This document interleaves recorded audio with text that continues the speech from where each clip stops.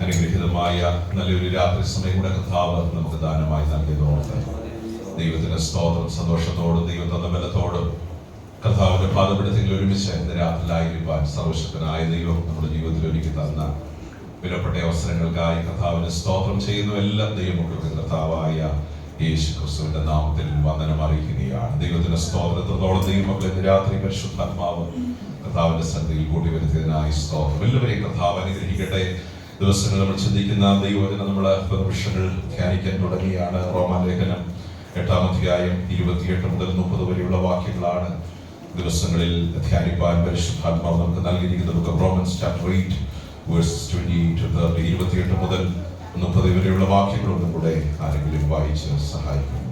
എന്നാൽ ദൈവത്തെ സ്നേഹിക്കുന്നവർക്ക് നിർണയപ്രകാരം വിളിക്കപ്പെട്ടവർക്ക് തന്നെ സകലവും നന്മയ്ക്കായി കൂടി വ്യാപരിക്കുന്നു എന്ന് നാം അറിയുന്നു.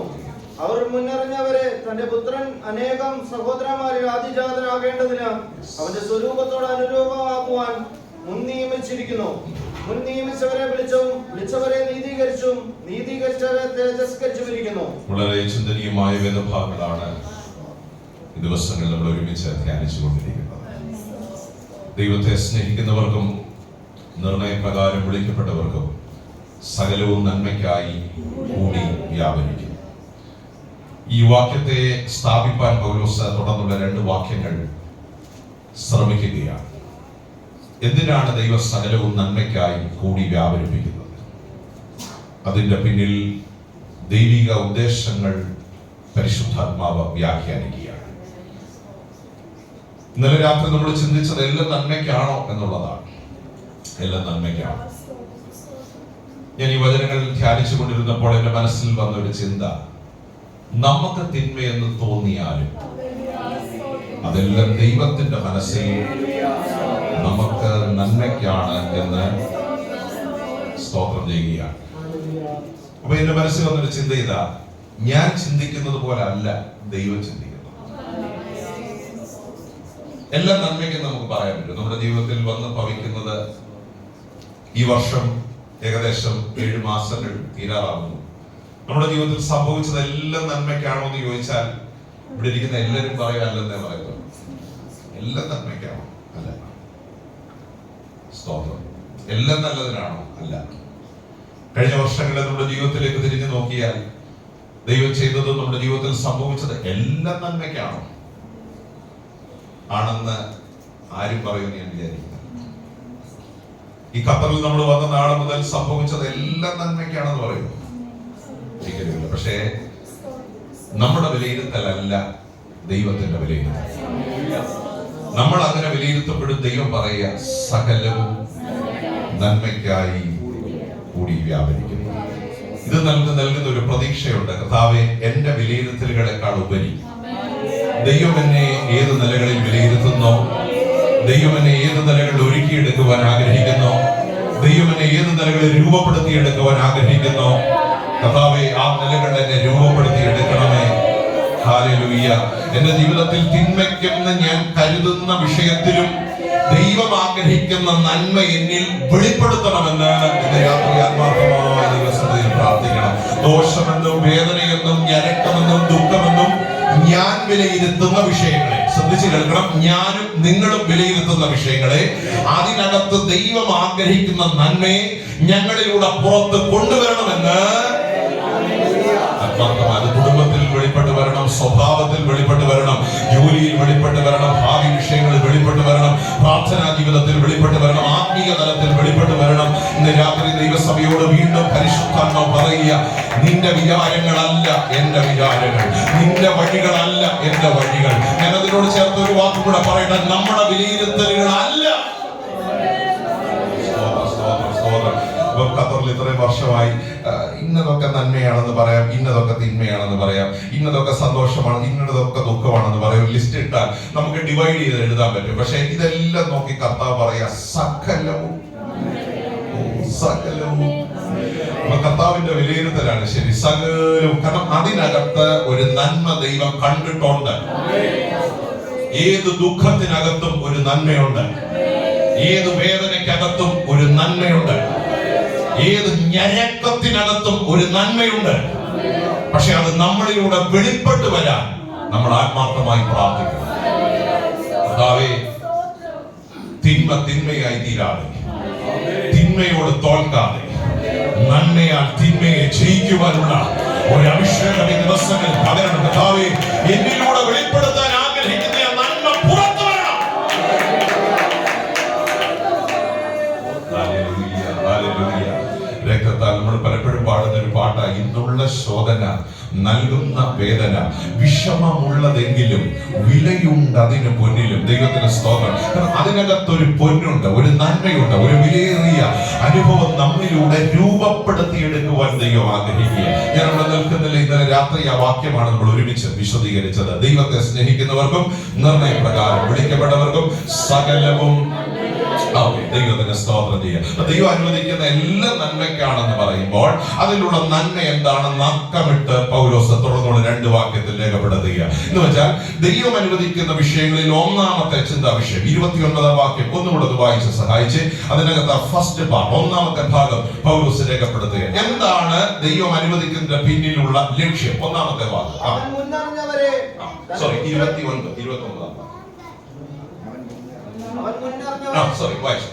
അവൻ മുന്നറിഞ്ഞവരെ തന്റെ പുത്രൻ അനേകം സഹോദരന്മാരിൽ ആദ്യജാതനാകേണ്ടതിന് അവന്റെ സ്വരൂപത്തോട് അനുരൂപമാകുവാൻ മുൻ നിയമിച്ചിരിക്കുന്നു. ദൈവം അനുവദിക്കുന്നതിന്റെ പിന്നിലുള്ള ഒന്നാമത്തെ ലക്ഷ്യം ദൈവത്തോട് അനുരൂപരാകണം. Becoming transformed as Christ. ക്രിസ്തുവിനെ പോലെയായി തീരണം. നമ്മളിലൂടെ ദൈവം ആഗ്രഹിക്കുന്ന, ദൈവം അനുവദിക്കുന്ന വിഷയങ്ങളിൽ നമ്മിലൂടെ ദൈവം ആഗ്രഹിക്കുന്നത് ആ വിഷയം നമ്മെ കർത്താവിനെ പോലെയാക്കണം. നമ്മിലൊരു രൂപാന്തരം, ഒരു രൂപമാറ്റം സംഭവിക്കണമെന്ന് നമ്മെ കുറിച്ച് ദൈവം ആഗ്രഹിക്കുന്നു. കർത്താവിനെ പോലാകുക, ദൈവത്തെ പോലാകുക. ഈ ഉൽപ്പത്തി പുസ്തകത്തിൽ മനുഷ്യനെ ദൈവം സൃഷ്ടിക്കുമ്പോൾ അവിടെ എഴുതിയിരിക്കുന്ന ഒരു പദം, ദൈവത്തിന്റെ സാദൃശ്യത്തിലും സ്വരൂപത്തിലും ദൈവം മനുഷ്യനെ സൃഷ്ടിച്ചു. നമ്മുടെ കൊച്ചു ക്ലാസ്സിൽ നമ്മൾ പഠിച്ചു തുടങ്ങിയ വാക്യമാണ്. ഒന്നുകൂടെ പറയുന്നു, ദൈവത്തിന്റെ സാദൃശ്യത്തിലും, അടുത്ത വാക്ക് സ്വരൂപത്തിലും ദൈവം മനുഷ്യനെ സൃഷ്ടിച്ചു. ആദാമിനെ കാണുന്നവർ, ഹൗവയെ കാണുന്നവർ ശരിക്കും കണ്ടതാരെയായിരുന്നു? അതെത്ര വലിയൊരു ഭാഗ്യമാണ്. അവരെ കാണുന്നവർ ദൈവത്തെ ആയിരുന്നു കണ്ടത്. കാരണം അതേ സാദൃശ്യത്തിലും അതേ സ്വരൂപത്തിലും ദൈവം മനുഷ്യനെ സൃഷ്ടിച്ചു. മനുഷ്യന്റെ ഏറ്റവും വലിയ അനുഗ്രഹം ഏദൻ തോട്ടത്തിൽ പറിച്ചു തിന്നുന്ന പഴങ്ങളോ ഒഴുകുന്ന 4 നദികളോ ഒന്നും ആയിരുന്നില്ല.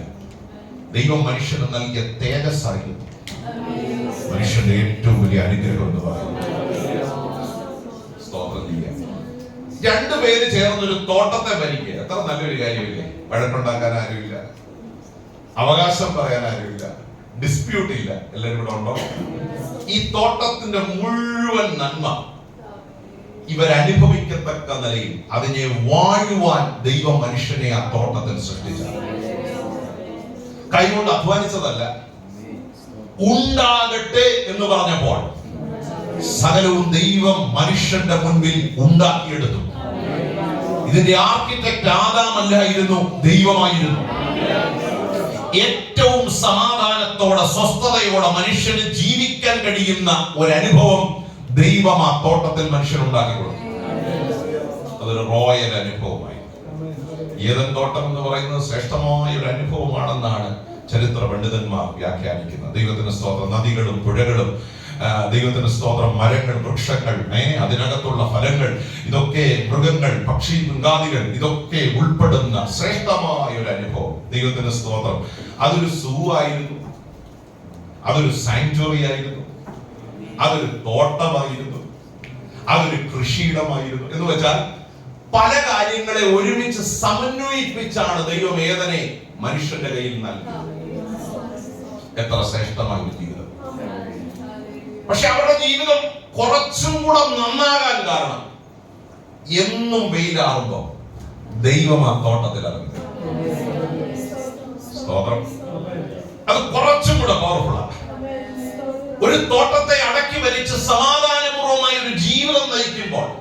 മനുഷ്യന് ഇന്നത്തെ കാലത്ത് ഏറ്റവും അധികം വേണ്ടത് എന്താ? സമാധാനമാണ്. സമാധാനത്തിൽ ജീവിക്കുമ്പോൾ സന്തോഷത്തിന് മീതെ ഒരു സന്തോഷം എന്നോണം ദൈവം എന്നും അവരോട് ഇടപെടുന്ന, തോട്ടത്തിൽ ഇറങ്ങി വരുന്ന, മനുഷ്യനോട് സംസാരിക്കുന്ന ഒരു അനുഭവം അവരുടെ ജീവിതത്തിലുണ്ട്. എത്ര ശ്രേഷ്ഠമായ ഒരു അനുഭവം! അന്ന് മനുഷ്യന്റെ ഏറ്റവും വലിയ അനുഗ്രഹം, ഒരു വ്യക്തിയെ കാണുന്നവൻ ദൈവത്തെ കാണുകയാണ്. എത്ര ശ്രേഷ്ഠമായ ഒരു അനുഭവമാണ്. ആ ഭാഷ, ശൈലി, ആ മുഖഭാവം, ആ രീതിയൊക്കെ കാണുമ്പോൾ അന്ന് മനുഷ്യർ മറ്റുള്ളവരുണ്ടായിരുന്നെങ്കിൽ പറയും, ഇവരാരെ പോലെയാ? ഈ സഭയിലുള്ള നമ്മളെ കണ്ട് പറയണം, ഇവരാരെ പോലെയാണ്? ഒരു സഭയുടെ ഏറ്റവും വലിയ അനുഗ്രഹം ഫിനാൻഷ്യൽ റിസോഴ്സ് അല്ല, എത്ര റിയാൽ ബാങ്കിൽ ഉണ്ട് എന്നുള്ളതല്ല. ഞാൻ സ്നേഹത്തോടെ ദൈവമക്കളോട് പറയാം, കീബോർഡോ സൗണ്ട് സിസ്റ്റമോ നമുക്ക് ലഭിക്കുന്നത് ഒന്നുമല്ല. യേശുവിനെ പോലെ ആകുന്ന, യേശുവിനെ വെളിപ്പെടുത്തുന്ന ചിലർ ദൈവസഭയ്ക്കകത്തുണ്ടെങ്കിൽ അതാണ് ദൈവസഭയുടെ കരുത്തെന്ന് വിശ്വസിക്കുന്ന എത്ര ദൈവമക്കളുണ്ട്. സ്വഭാവത്തിൽ, ചിന്തകളിൽ, വാക്കുകളിൽ, പ്രവൃത്തികളിൽ ആരെ വെളിപ്പെടുത്തണം? യേശുവെ പോലെ. സഭയുടെ ഏറ്റവും വലിയ അനുഗ്രഹമാണ്. ദൈവത്തിന് സ്തോത്രം ചെയ്യുക. നമ്മൾ ദൈവം വർദ്ധിപ്പിക്കും തോറും ഇവിടെയുള്ള ഒത്തിരി സാഹചര്യങ്ങൾക്ക് മാറ്റമുണ്ടാകും. ദൈവത്തിന് സ്തോത്രം. ചിലപ്പോൾ ഒരു കീബോർഡ് ഇരിക്കുന്നിടത്ത് അടുത്ത വർഷം 2 ഇരുന്നു എന്ന് വരാം. ഒരാളെ സ്തോത്രം പറഞ്ഞു എടുക്കുക. നമുക്ക് ഒത്തിരി ഫോളോവേഴ്സ് ഉണ്ടായെന്നിരിക്കാം. ഇപ്പൊ 6, 7, 8 മൈക്കോ ഉണ്ട്. ചിലപ്പോൾ അടുത്ത വർഷം ആകുമ്പോൾ 16 ആയിരിക്കും. ഇതൊന്നുമല്ല ഒരു സഭയുടെ അനുഗ്രഹം. യേശുവെ പോലെ ജീവിക്കുന്ന ചിലർ, യേശുവെ പോലെ സംസാരിക്കുന്ന ചിലർ, യേശുവിനെ പോലെ ഭാവിക്കുന്ന ചിലർ. രാത്രി എത്ര ദൈവത്തിന് സ്തോത്രം. ഒരു ശക്തനായ പാസ്റ്ററുള്ള നല്ല സഭയുടെ അനുഗ്രഹം, യേശുവിനെ പോലെ ജീവിതം തെളിയിക്കുന്ന ചില ദൈവമക്കൾ ദൈവസഭയ്ക്കകത്തുണ്ടാകണം. സഭയുടെ കരുത്തെന്ന് പറയുന്നത്. രാത്രി എത്ര പേര് ആഗ്രഹിക്കുന്ന കർത്താവേ, നിങ്ങളുടെ സഭയായ ആ ഒരു നിലവാരത്തിലേക്ക് ഇവിടെ കടന്നു വരുന്ന ഒരു വ്യക്തി യേശുവിനെ കാണണം. നിങ്ങളുടെ ചുറ്റും ജോലി ചെയ്യുന്നവർ യേശുവിനെ കാണണം. ഏതെങ്കിലും ഒരു അനുഭവം ഞങ്ങളിൽ ഉണ്ടാകണമെന്ന് ആത്മാർത്ഥമായി പ്രാർത്ഥിക്കുന്ന എത്ര ദൈവമക്കളുണ്ട്.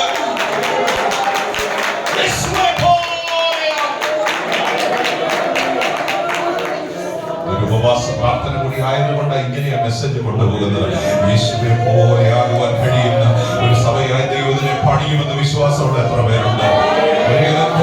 വെളിപ്പെടണം. ദൈവവുമായി നേരിട്ട് അഭേദ്യ ബന്ധമുള്ള, റിലേഷൻഷിപ്പുള്ള, കമ്മ്യൂണിക്കേഷൻ ഉള്ള ഇങ്ങനെയാണ് ദൈവത്തിന്റെ ആത്മാവ് വളരെ ധ്യാനിച്ചത് എന്നെ പഠിപ്പിച്ചത്. ദൈവത്തോട് സംസാരിക്കുന്ന ചിലർ ഇതിനകത്തുണ്ടാവണം. ദൈവ ശബ്ദം കേൾക്കുന്നത് ഇതിനകത്തുണ്ടാവണം. ദൈവവുമായി അഭേദ്യമായ ബന്ധമുള്ളത് ഞങ്ങളെ ആ നിലകളിൽ രൂപപ്പെടുത്തി പണിതെടുക്കണമെന്ന് അനേക സഭകൾ അതിൽ പരാജയപ്പെടുമ്പോൾ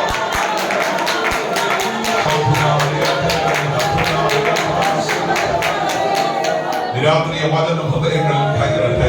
ഒരു കൊച്ചി ഏതനായി ഈ ആലയം മാറട്ടെ എന്ന് ഞാൻ ആത്മാർത്ഥമായി ദൈവത്തോട് കമ്മ്യൂണിക്കേഷൻ ഉള്ള ചിലർ ദൈവസഭയ്ക്കകത്തുണ്ടാകണം. ദൈവശബ്ദം കേൾക്കുന്നവർ, പ്രവചിക്കുന്നവർ, കൃപാവരങ്ങളെ നിറയപ്പെടുന്നവർ, ആത്മാവിൽ ദൈവത്തെ ആരാധിക്കുന്നവർ, നീന്തിയിട്ടല്ലാതെ കടപ്പാൻ കഴിയാത്ത ഒരു ആത്മീയ പ്രവാഹം ദൈവസഭയ്ക്കകത്ത് വെളിപ്പെടുത്താൻ കഴിയും. പിടിച്ചു നിർത്താൻ കഴിയാത്ത ഒരു ദൈവത്തിന്റെ സാന്നിധ്യം ഈ ഹോളിനകത്ത് വെളിപ്പെടണമെന്ന് നമ്മൾ ആത്മാർത്ഥമായി പ്രാർത്ഥിക്കുന്നു.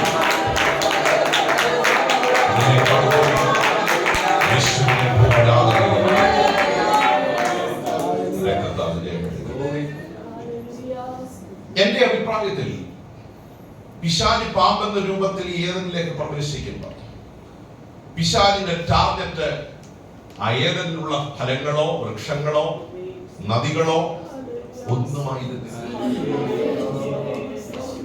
ദൈവമായുള്ള ബന്ധമായിരുന്നു പിശാചിന്റെ ഏറ്റവും വലിയ ലക്ഷ്യം. പ്രാർത്ഥിക്കുന്ന ചിലരുണ്ടെങ്കിൽ, വിശുദ്ധിക്ക് വേണ്ടി നിൽക്കുന്ന ചിലരുണ്ടെങ്കിൽ, അവരെ ആ ദൈവത്തിന്റെ പരിശുദ്ധാത്മാവ് ഒരുക്കുമ്പോൾ പിശാച് ടാർഗറ്റ് ചെയ്യുന്നതെന്ന് ഇന്ന് രാത്രി മറന്നു പോകരുത്. എല്ലാരെയും പിശാചിന് വേണ്ട, എല്ലാരെയും പിശാച് ടാർഗറ്റ് ചെയ്യത്തില്ല. എപ്പോഴും ശ്രദ്ധിച്ചോണം, ദൈവവുമായി ബന്ധമുള്ളവരെ. ഞാൻ ചോദിക്കട്ടെ, ഇങ്ങനൊരു ബന്ധം അവിടെ ഏതെങ്കിലും ഇല്ലായിരുന്നെങ്കിൽ ആ തോട്ടത്തിൽ അവൻ നുഴഞ്ഞു കയറത്തില്ല. സ്തോത്രം. നല്ല ആപ്പിള് ആദാം തിന്നും. അസൂയ കൊണ്ട് ഒരിക്കലും പിശാച് പാമ്പിന്റെ രൂപത്തിൽ എന്ത് ചെയ്യത്തില്ല. ഉണ്ടോ? നിങ്ങൾ നല്ല ഫ്രൂട്ട്സ് മേടിച്ച് വെച്ചു, ഇവൻ അങ്ങനെ പോയ ശരിയാവത്തില്ല. ഹലോ, 15 റിയാലിന്റെ ഓറഞ്ച് മേടിച്ചു, അങ്ങനെ വിട്ടാൽ 6000 റിയാലിന്റെ വീട്ടിൽ താമസിക്കാം, അങ്ങനെ വിട്ടാൻ പറ്റില്ലല്ലോ. ഇതൊന്നും അല്ല പിശാചിന്റെ ഒറ്റ ലക്ഷ്യമുള്ള ദൈവമാണ് ബന്ധം. ആ ബന്ധത്തിൽ നിന്ന് മനുഷ്യനെ ഈ ഉപവാസ പ്രാർത്ഥന അതിനെതിരെയുള്ള ഒരു യുദ്ധമാണ്. ചില ബന്ധങ്ങളെ തകർക്കുന്ന, ചില ആത്മീയ ബന്ധങ്ങളെ തകർക്കുന്ന, ചില പൈശാചിക വ്യാപാരങ്ങൾ, പ്രാർത്ഥനയെ മുടക്കുന്ന, ആരാധനയെ മുടക്കുന്ന, ആത്മീക സന്തോഷത്തെ ഇല്ലായ്മ ചെയ്യുന്ന, ദൈവത്തിന്റെ സന്നിധിയിൽ നിന്ന് മനുഷ്യരെ വേർതിരിക്കുന്ന ചില മേഖലകളെ ആത്മാവിൽ ജയിച്ചു വരുന്നത് ഇന്ന് രാത്രി പരിശുദ്ധാത്മാവ് ദൈവസഭയുടെ മേൽ പകരട്ടെ എന്ന് ഞാൻ ആത്മാർത്ഥമായി പ്രാർത്ഥിക്കുന്നു. ഇതിനെതിരെയുള്ള ഒരു യുദ്ധമായി മാറട്ടെ.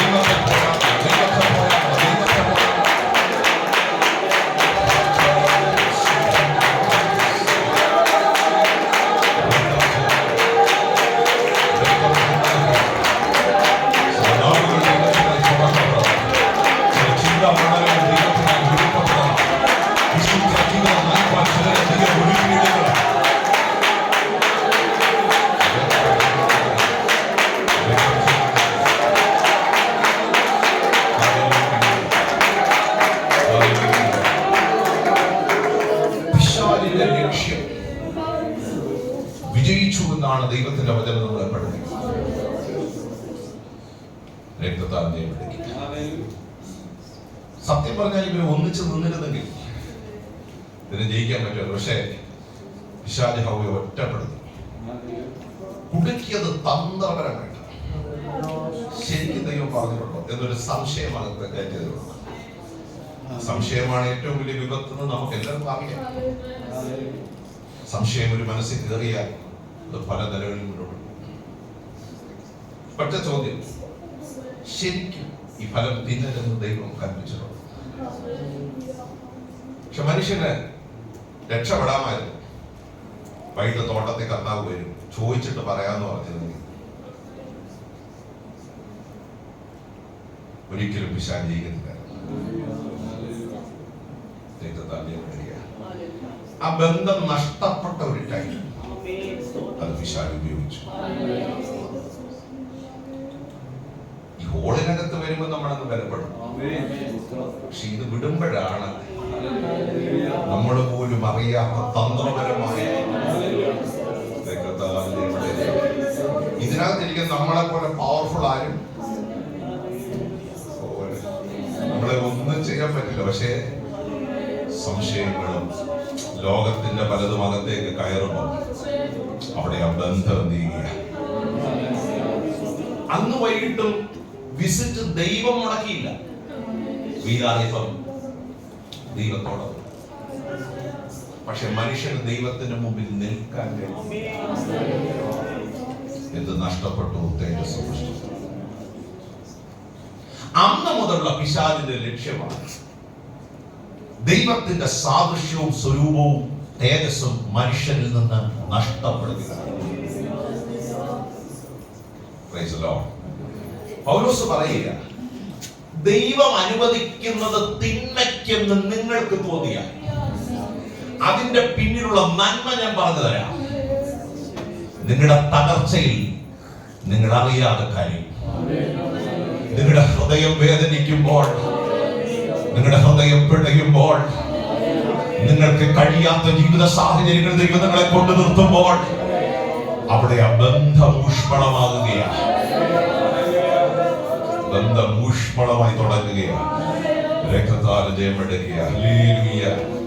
ഞാനിങ്ങനെ ചിന്തിക്കുകയാണ്, നമ്മുടെ ഏറ്റവും ശക്തമായ പ്രാർത്ഥനകൾ വെളിപ്പെട്ടിട്ടുള്ളത് ഏത് മേഖലകളാണ് നമ്മുടെ ജീവിതത്തിൽ? നിങ്ങൾ ശ്രദ്ധിച്ച്, ശരിക്കും മുട്ടുമടക്കി കരഞ്ഞിട്ടുള്ള സമയങ്ങൾ ഏത് ഘട്ടങ്ങളാണ്? നമ്മളെ ഏറ്റവും തകർന്ന ഘട്ടങ്ങൾ തന്നെ. നമ്മൾ ഏറ്റവും നന്നായി ആരാധിച്ചിട്ടുള്ള സമയങ്ങൾ എപ്പോഴാണ്? ഒന്ന് ചിന്തിച്ച്. സ്തോത്രം. നമ്മുടെ ജീവിതത്തിൽ വിശ്വാസം രക്ഷിക്കപ്പെട്ട് സ്നാനപ്പെട്ട് ദൈവകൃപ പ്രാപിച്ച് ആലയത്തിൽ വന്ന് നമ്മൾ ശരിക്കും മനസ്സറിഞ്ഞ ദൈവത്തെ ആരാധിച്ച സമയങ്ങൾ എവിടെ?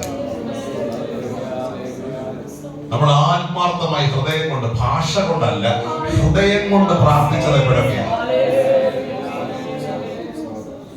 ഹന്ന പ്രാർത്ഥിച്ചു, പക്ഷേ അകത്താ പ്രാർത്ഥിച്ചത്, നാവ് കൊണ്ടല്ല. അതുകൊണ്ട് എനിക്കൊന്നും പിടികിട്ടിയില്ല. സ്തോത്രം. ഭാഷ കൊണ്ട് പ്രാർത്ഥിക്കാൻ ഹന്നയ്ക്ക് അറിയാം, പക്ഷെ ഹൃദയം കൊണ്ട് പ്രാർത്ഥിച്ചു. സ്തോത്രം. എനിക്ക് തോന്നി ലഹരി പിടിച്ച് മത്ത് പിടിച്ചിരിക്കുക, പക്ഷേ ആ പ്രാർത്ഥനയായിരുന്നു ഏറ്റവും പവർഫുൾ പ്രാർത്ഥന. എനിക്ക് തോന്നുന്നു അത്ര പവർഫുൾ ആയതുകൊണ്ടാണ് ബൈബിൾ അത് എഴുതി വെച്ചത്. അങ്ങനെയുള്ള പ്രാർത്ഥനകൾ ദിവസങ്ങൾ നമ്മിൽ വെളിപ്പെടണം. ചില റിസൾട്ട് ഉണ്ടാക്കുന്ന, ചില മറുപടികൾ നമ്മുടെ ഇടയിൽ ഇറങ്ങി വരുന്ന, ദൈവമായുള്ള ബന്ധത്തിന്റെ ആഴങ്ങളിൽ ദൈവത്തെ ആരാധിക്കുന്ന, ദൈവസന്നിധിയിൽ സന്തോഷിക്കുന്ന അനുഭവങ്ങൾ നമ്മുടെ ജീവിതത്തിൽ ഉണ്ടാകണമെന്ന് നമ്മെ കുറിച്ച് പരിശുദ്ധാത്മാവ് ആഗ്രഹിക്കുകയാണ്. ദൈവിക ബന്ധത്തിന് വില കൊടുക്കണം കേട്ടോ. ദൈവിക ബന്ധത്തിന് വില കൊടുക്കണം. നമ്മുടെ വിഷമങ്ങളൊക്കെ മാറിയിട്ട് ആരാധിക്കാന്ന് വെച്ചാൽ അതിന് ചിലപ്പോൾ സമയം കിട്ടത്തില്ല. നമ്മുടെ ലോണൊക്കെ മാറിയിട്ട് നല്ലപോലെ ദൈവത്തെ സ്തുതിക്കാന്ന് വെച്ചാൽ മിക്കവാറും ഈ ആയുസ്സിൽ ഒരു അവസരം, സ്നേഹത്തോടെ പറയാ, അതൊരു നെഗറ്റീവായിട്ട് ചിന്തിക്കരുത്. ഈ പ്രശ്നമൊക്കെ ഒന്ന് മാറണ്ട ഭാഷ എന്നിട്ട് ആരാധിക്കാന്ന് വെച്ചാൽ മിക്കവാറും നമ്മുടെ ഈ ആയുസ്സിൽ ഒരു അവസരം, രക്തത്താൽ ജയമെടുക്കുക ഉള്ള അവസരം നന്നായി വിനിയോഗിച്ച് ദൈവം തരുന്ന മണിക്കൂറുകൾ, ദൈവം തരുന്ന ആയുസ്, ദൈവം തരുന്ന ആരോഗ്യം, ഓ ദൈവം തരുന്ന ഒരു ആരോഗ്യം ദയവായി ദൈവത്തിന് വേണ്ടി ഉപയോഗിച്ച് കർത്താവിന്റെ നാമമഹത്വത്തിന് എത്തുവാനുള്ള കൃപ.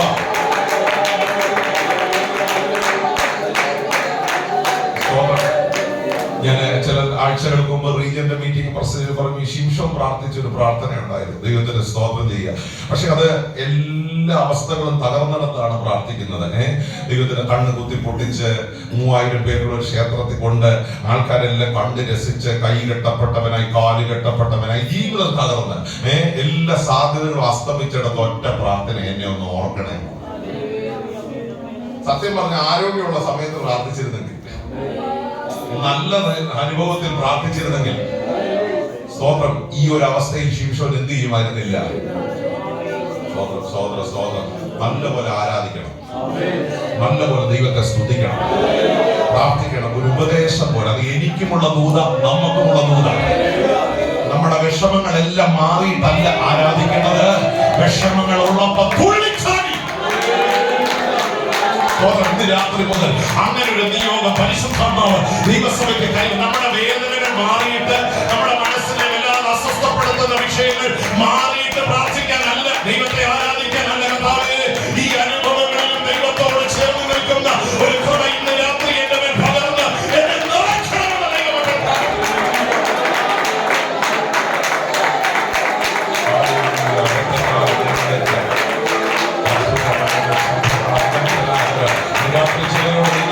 വിഷമങ്ങൾ മാറിയിട്ടല്ല, വിഷയങ്ങൾ മാറിയിട്ടല്ല, ദൈവം തരുന്ന ഒരു അവസരം നന്നായി വിനിയോഗിക്കാം.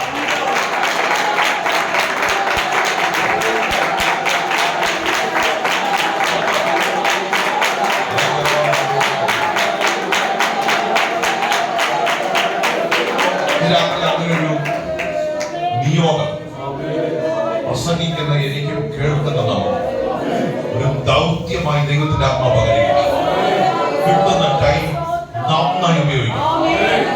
ഹോളിൽ കിട്ടുന്ന ടൈം ഏറ്റവും ബെസ്റ്റ് ആയിട്ട് ഉപയോഗിക്കും.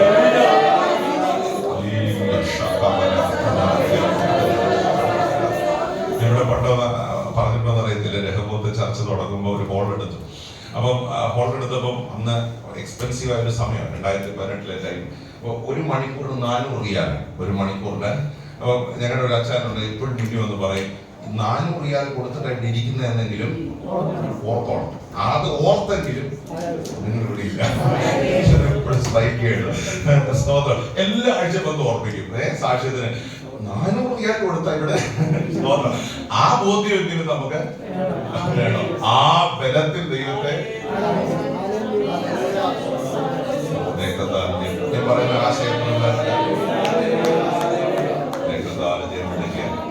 നമ്മൾ 500 റിയാലൊക്കെ കൊടുത്തായിരിക്കുന്നേ. അതുകൊണ്ട് അത് ഓർത്തെങ്കിലും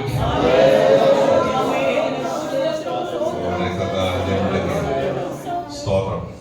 സാഹചര്യങ്ങൾ മാറിയിട്ടല്ല ദൈവത്തെ ആരാധിക്കുക, വിശ്വസ്തരായ ദൈവത്തെ സേവിക്കുക. ദാവീദ് ഒറ്റപ്പെടുത്തി കാട്ടി വിട്ടപ്പോഴാണ് കിന്നരം വായിച്ച ദൈവത്തെ, എന്റെ വിഷയങ്ങളൊക്കെ ഒന്ന് മാറട്ടെ, എന്നിട്ട് ഞാൻ ആരാധിക്കാന്ന് വെച്ചിരുന്നെങ്കിൽ. 34 സങ്കീർത്തനം എഴുത്തില്ല, ഞാൻ യഹോവയെ എല്ലാ കാലത്തും അവന്റെ സ്തുതി എപ്പോഴും എല്ലാ കാലത്തും എന്ന് വെച്ചാൽ കാട്ടിൽ ഒറ്റയ്ക്ക് പോയപ്പോഴും, മാതാപിതാക്കൾ തള്ളിയപ്പോഴും, ലിസ്റ്റിൽ നിന്ന് പേര് വെട്ടിയപ്പോഴും, രാജാഭിഷേകം പ്രാപിക്കാനുള്ളവർ നിരത്തി നിർത്തിയപ്പോഴും ലിസ്റ്റിലില്ല. ഹലോ, സ്വർഗം പറഞ്ഞു. ഈ ദാവീദിനെ കണ്ടപ്പോ ദൈവത്തിന് മനസ്സിലായി, ഇവനെ ഒറ്റപ്പെടുത്തിയാലും നിന്ദിച്ചാലും ഇവനെന്ത് ചെയ്യും? ഇവൻ ലിസ്റ്റിൽ നിന്ന് പേര് വെട്ടിയാലും അന്നാ പിന്നെ പേര് ചേർത്തേക്കാന്ന് ആലോചിച്ചു. ആരാധിക്കുന്നത് ആടുകളെ കണ്ടു, പക്ഷെ സ്വർഗം അത് കുറിച്ചു വെച്ചു. അങ്ങനെയുള്ള ആരാധന ഹോളിൽ ദൈവം ചിലത് നോട്ട് ചെയ്യുന്ന, അങ്ങനെയുള്ള ചില പ്രാർത്ഥനകൾ നമ്മുടെ വീടുകളിൽ ഈ ദിവസങ്ങളിൽ ദൈവം കുറിച്ച്, ആരും അത് കണ്ടില്ലെങ്കിലും ആരും അത് ശ്രദ്ധിച്ചില്ലെങ്കിലും ഇന്ന് രാത്രി ദൈവത്തിന്റെ ആത്മാവ് ചിലരോട് വിളിച്ചു പറയുക.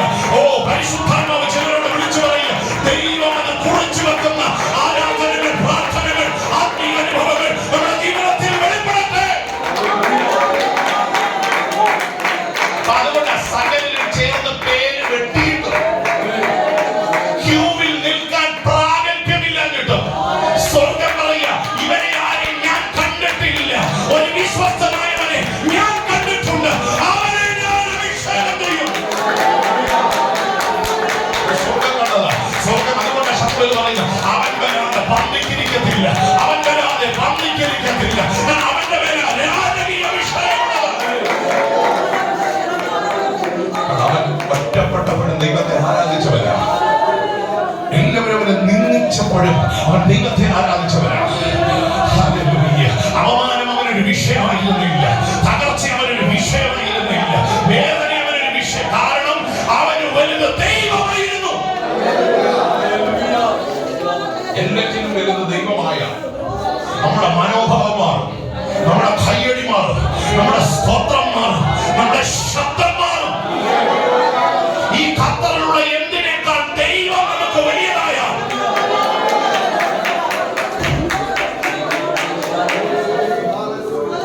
എല്ലാറ്റിലും വലുതായി, എല്ലാറ്റിലും വലുതായി ദൈവത്തെ കാണാനുള്ള ഒരു കൃപ ഈ ദിവസങ്ങളിൽ ദൈവത്തിന്റെ ജനത്തിന്റെ മേൽ പകരുമാറാകട്ടെ.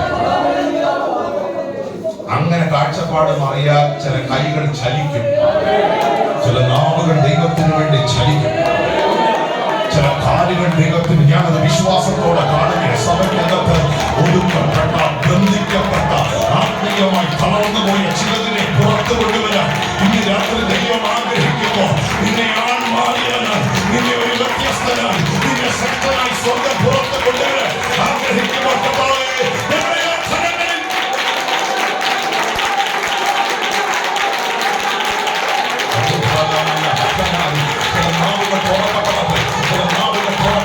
കണ്ണുകൾ ദൈവത്തിന് വേണ്ടി തുറക്കപ്പെടട്ടെ.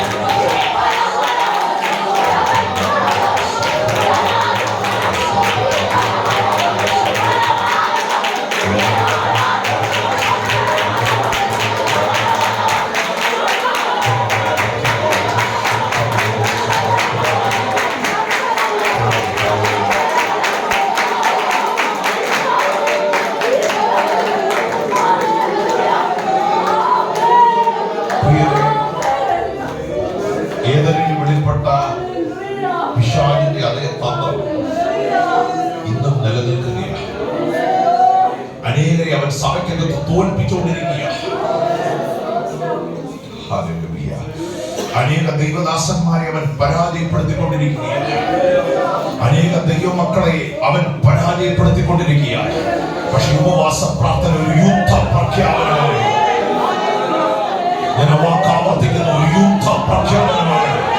പിശാചിന്റെ തന്ത്രങ്ങളെ എതിർത്ത് നിൽപ്പാൻ ഒരു അഭിഷേകം ഈ ഹോളിനകത്ത് ഇന്ന് രാത്രി പ്രാപിച്ചു വേണം നമ്മൾ ഈ ഹോളിൽ വിട്ട് കർത്താവേ, അവന്റെ തന്ത്രങ്ങളെ അതിജീവിക്കാനുള്ള ഒരു കരുത്ത്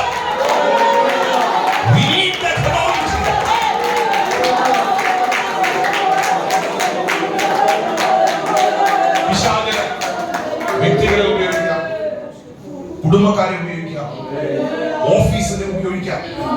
നമ്മളെ മാനസികമായി തകർത്താൻ പിശാച് പല മാർഗങ്ങളും. ഇന്ന് രാത്രി പ്രാർത്ഥിക്കുന്നത് അത് ഉണ്ടാകരുതെന്നല്ല, മുഴഞ്ഞ് കയറുന്നവനെ തോൽപ്പിക്കാനുള്ള ഒരു കൃപ. അത് സൗമ്യതയാകട്ടെ, താഴ്മയാകട്ടെ, വിനയമാകട്ടെ, കൃപയാകട്ടെ, അഭിഷേകമാകട്ടെ, സ്വഭാവമാകട്ടെ, അത് നിങ്ങൾക്ക് വേണം. താഴ്മയോടെ പ്രതികരിക്കേണ്ടത് താഴ്മയോടെ പ്രതികരിക്കാൻ, വിനയം വേണ്ടിടത്ത് വിനയത്തോടെ പ്രതികരിക്കാൻ, മിണ്ടാതിരിക്കേണ്ടിടത്ത് മിണ്ടാതിരിക്കാൻ. പിശാചിന്റെ തന്ത്രങ്ങളെ എതിർത്ത് തോൽപ്പിക്കാൻ സഭ ഉണർത്തപ്പെടട്ടെ.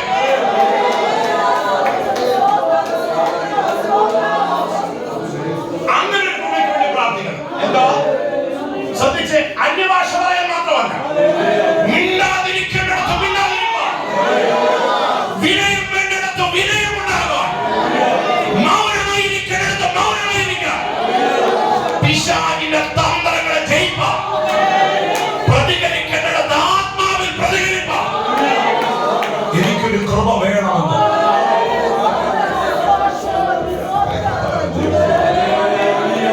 ദൈവസാന്നിധ്യ ഹോളിനകത്ത് രാത്രി മെസ്സേജ് കംപ്ലീറ്റ് ചെയ്യുന്ന ലക്ഷ്യം അങ്ങനെ കൃപ പ്രാപിച്ച് വേണം ഈ ഹോള് വിട്ട്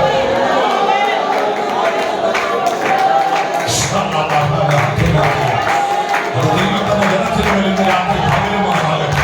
യേശുവെ പോലെ ആകാം.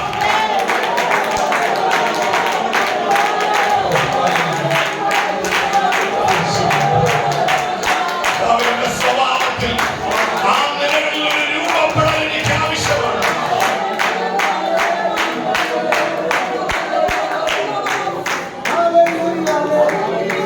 നമ്മുടെ സ്വഭാവ രൂപീകരണം എന്തിനായിരിക്കണം? ശ്രദ്ധിക്കണം, പിശാചിനെ തോൽപ്പിക്കാൻ, അവന്റെ തന്ത്രങ്ങളെ ജയിക്കാൻ. കർത്താവ് എനിക്ക് ഒരു ആയുസ് തന്നാൽ, ആരോഗ്യം തന്നാൽ, അവന്റെ നിശബ്ദമായ തന്ത്രങ്ങളെ അതിജീവിപ്പം ആരാധിപ്പാൻ, അതിജീവിച്ച് ദൈവത്തെ സ്തുതിക്കാൻ കർത്താവിനെ പോലെ ആകാം. അങ്ങനെ കൃപയാണ് ഈ ദിവസങ്ങളിൽ ഈ ഹോളിനകത്ത് ആഗ്രഹിക്കുന്ന എത്ര ദൈവമക്കളുണ്ട്. ക്രിസ്തൻ മഹത്വത്താലിന് മുറ്റും നിറഞ്ഞ് ശോഭിപ്പാൻ. ഹല്ലേലൂയ. തേജസ് നഷ്ടപ്പെടുന്നത് കേട്ടോ, ദൈവം തന്നൊരു പ്രിവിലേജാ. അതിനെ വലിച്ചൊരിഞ്ഞ് കളയാൻ ഒരു പിശാചിനെ അനുവദിക്കരുത്. നമ്മുടെ നാവിനെ പൂട്ടിക്കളയാൻ ഒരു പിശാചിനെ അനുവദിക്കരുത്. നമ്മുടെ കൈ ബന്ധിക്കപ്പെടാൻ ഒരു പൈശാചിക ശക്തിയെയും അനുവദിക്കരുത്. എതിർത്ത് തോൽപ്പിക്കണം, എതിർത്ത് തോൽപ്പിക്കണം. അത് മുട്ട നിന്നേ പറ്റൂ, അത് കരഞ്ഞേ പറ്റൂ. ആ കൃപ ഇന്ന് രാത്രി പ്രാപിച്ചേ പറ്റൂ. ആ ശക്തിയാണ് നമ്മുടെ മധ്യത്തിൽ ഇന്ന് രാത്രി അഭിഷേകത്തോടെ ഹോളിനകത്ത് വ്യാപരിച്ചുകൊണ്ടിരിക്കുന്നത്. ഇത് നമ്മുടെ ശക്തിയല്ല, ദൈവം നമുക്ക് തരുന്ന ഉയരത്തിലെ ജ്ഞാനമാണ്, ദൈവകൃപയാണ്. എനിക്കൊരു ജ്ഞാനം തരണം, എനിക്കൊരു അഭിഷേകം തരണം, എനിക്ക് സൗമ്യത തരണം, എനിക്ക് വിനയം തരണം. ദൈവം എങ്ങനെ എന്നെ കുറിച്ച് ആഗ്രഹിക്കുന്നു ആ നിലവാരത്തിൽ എന്നെ രൂപപ്പെടുത്തിയിട്ടുണ്ട്.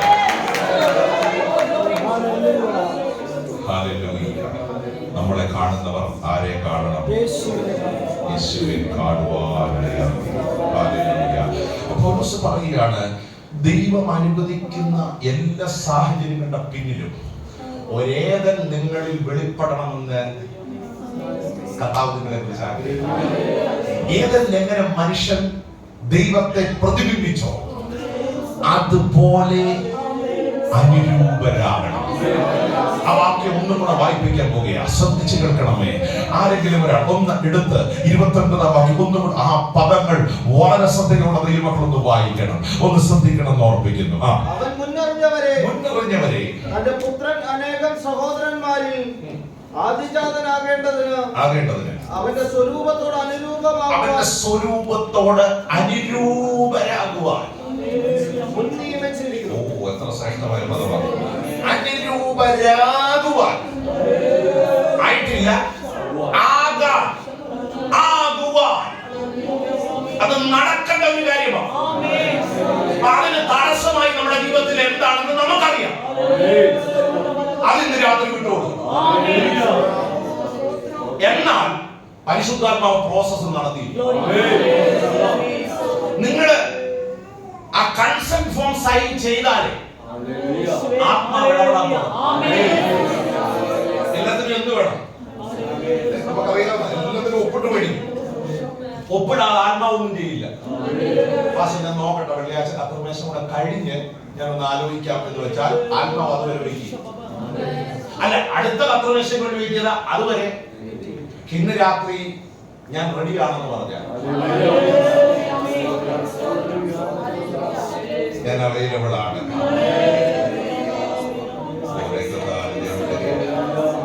സ്തോത്രം ചെയ്യാൻ സമർപ്പിച്ചാൽ. ഞാനൊരു മിഷണറിയുടെ ചരിത്രം വായിച്ചിട്ടുണ്ട്. അനുഗ്രഹിക്കപ്പെട്ട ആഫ്രിക്കയിൽ ദൈവം ഉപയോഗിച്ചൊരു മിഷണറിയാണ്. ഒരിക്കലും ഒരു മിഷണറി വന്ന് നടത്തിയ ഒരു മിഷൻ ക്രൂസൈഡ് വെച്ചാണ് അദ്ദേഹം കർത്താവിന് വേണ്ടി കൊച്ചു പ്രായത്തിൽ ലഭിച്ചു കൊടുത്തത്. അപ്പൊ ഇങ്ങനെ പറഞ്ഞു, ഇന്ന രാജ്യത്ത് മിഷന് വേണ്ടി പോകാൻ ദൈവങ്ങൾക്ക് സാമ്പത്തികമായിട്ടൊക്കെ സഹായിക്കണം. അപ്പം ചിലർ $5, $10, $15, $20 ഒക്കെ കൊടുത്തു. ഈ കൊച്ചൻ നോക്കിയപ്പോൾ കൊടുക്കാനൊന്നുമില്ല.